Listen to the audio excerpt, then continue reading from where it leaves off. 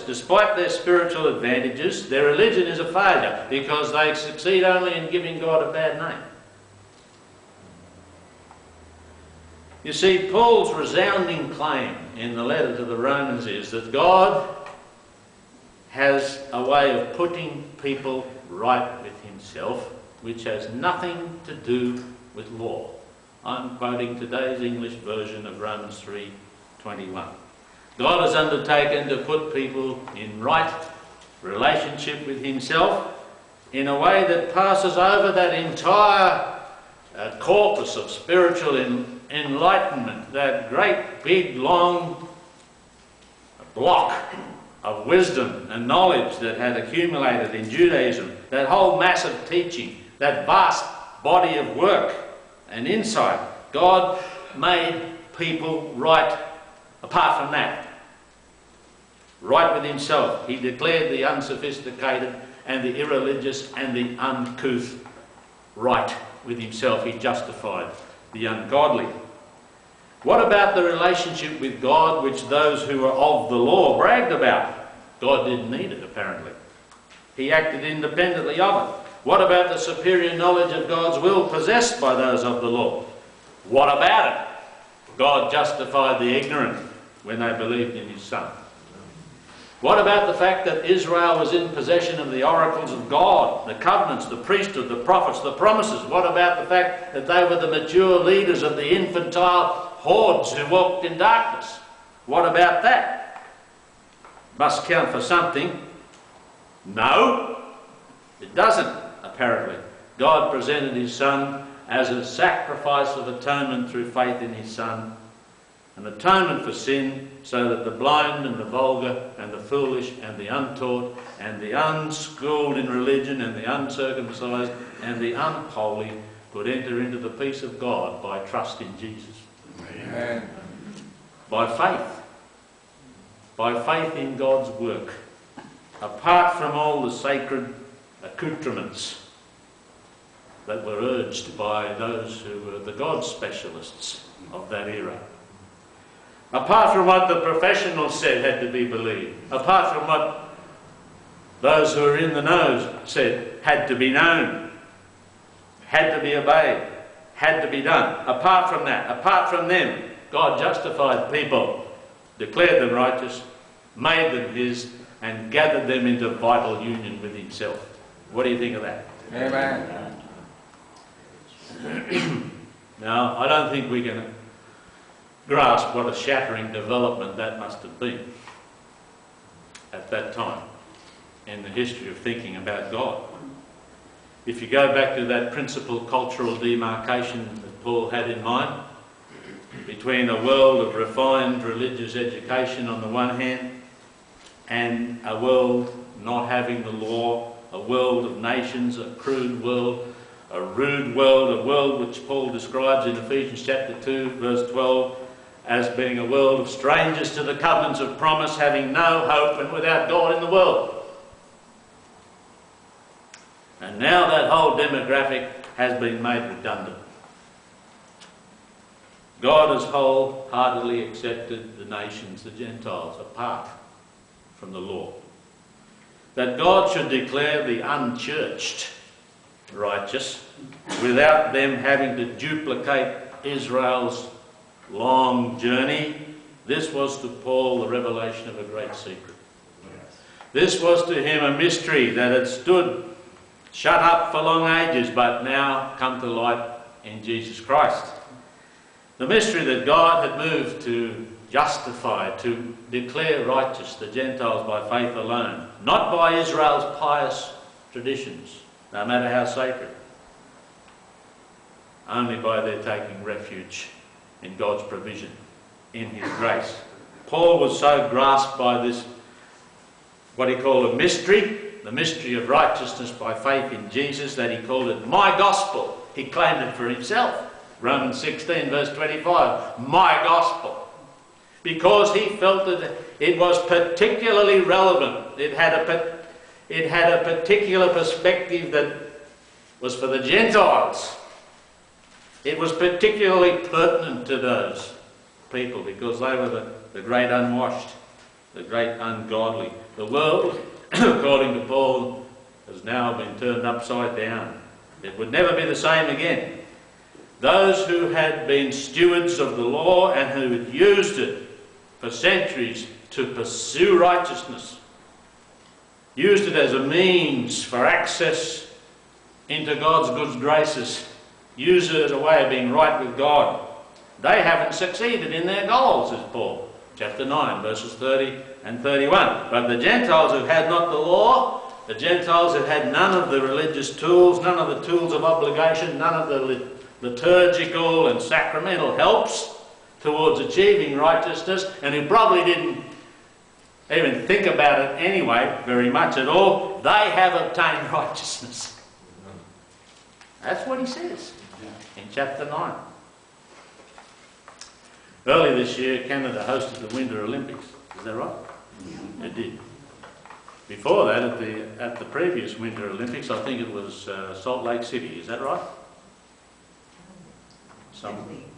Possibly. It doesn't matter. I'm thinking about Salt Lake City. I don't know when it was. And there was an Australian competitor who won a gold medal in speed skating. If you've ever been to Australia, you'll say that's remarkable because, you know, it's a sunburned country. And winter sports and ice are not... That's pretty rare in Australia. And so when this fellow entered into the speed skating, hardly anyone at home thought he would win. And nobody put any money on him, that's for sure. But anyway, they were interested to see him compete, and he was having a go. Well, the starter's gun went off, and of course it was almost embarrassing. The Australian fellow was way down the back, a lap or two behind, and the others were all tussling it out at close quarters. And then an amazing thing happened on the last lap.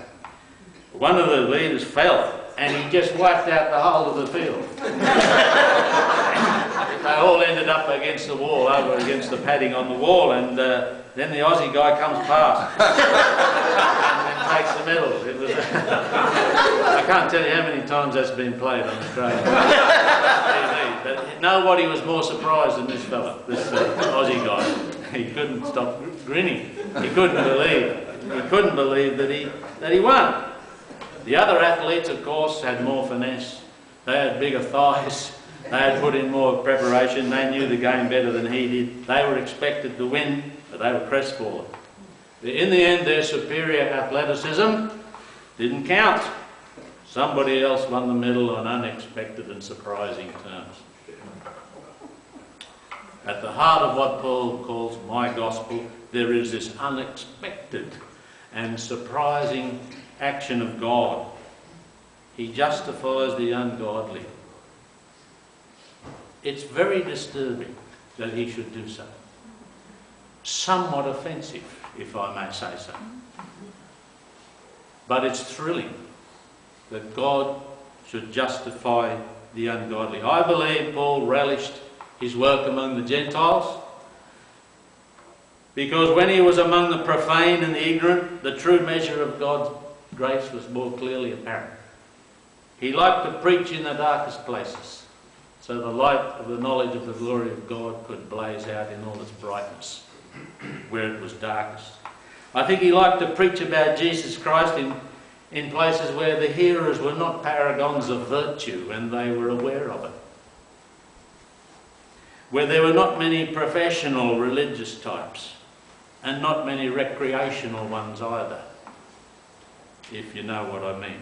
Where there was no history of ethical striving or moral development, no spiritual syllabus, no priestly mechanisms, no religious apparatus, where men and women could appeal to nothing but what God was prepared to do. Where faith was all, where Christ was everything. Paul liked to preach in those places. I've learned that in the period between the conclusion of the Old Testament canon and the commencement of the New, there was speculation among some of the rabbis as to why Messiah was taking so long to appear. And the answer that they came up with was that God was being held back by something, and the thing that was holding him back was the conversion or the reconversion of the chosen people. That was holding up the works. And what would be necessary would be for there to be a final surge, prophetic surge, if you like, in the tradition of Elijah the prophet. And that would bring about the desired result in the last days. Well, now, at the time that Paul is writing, the conversion of the Jewish people hasn't happened. Most of the Jews are still in rebellion against God. They're still in unbelief as regards Jesus Christ. But in Paul's view, the Messianic age does not depend on the conversion of Israel. This is something I find very, very instructive. In Paul's view, the age of Messiah does not depend on those who already have been taught things about God. But Israel's conversion is contingent upon the salvation of the Gentiles. Read it in Romans chapter 11. The salvation of those who are of the law, the privileged ones, is now tied to the Gentiles who are finding access to God apart from the law.